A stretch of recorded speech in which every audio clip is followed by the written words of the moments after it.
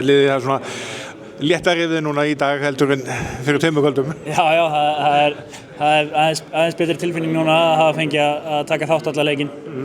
Já, og svona hristaði þetta af sér bara strax í upphafið og svona komst hann inn bara mjög öflugur og skoraði mörk og svona ýttur þessu öllu til liðar.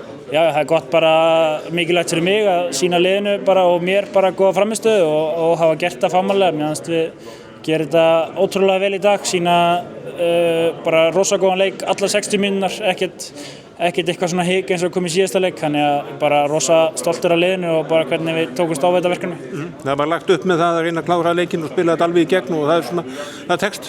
Já, ég held að það séu bara líka allir léttari, það var svona einhver smá svona leiðindi tilfinning eftir síðasta leik að hafa ekki klárað þetta alveg út í gegn, þannig að það núna eru bara allir léttir og tilbúnir að fara að undirbúa sig undir stóra verkefni núna. Hvaða dagur er í dag? Eftir 2 daga bara. Það er svolítið best að hafa það þannig.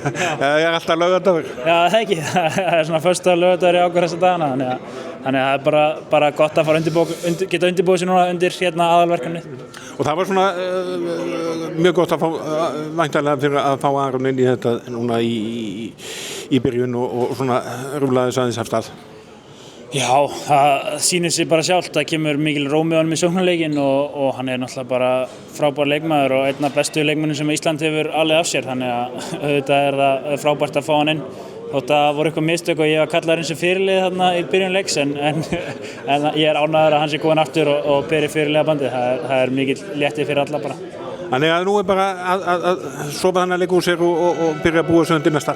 Já, ég held að það er verðugt verkefni að spila vörn á móti Slóvenum. Við erum svona aðeins búin að fá að dýfa tánum onni sóknarleikinn hjá þeim svona með að horfa á kúpuleikinn og svona og þeir eru með rosa marga útgangspunkta úr hverju einasta kerfi, þannig að ég held þau eru bara að byrja í kvöld að aðeins að fara yfir þetta. Ég skoða það betur á morgun. Við gerum það.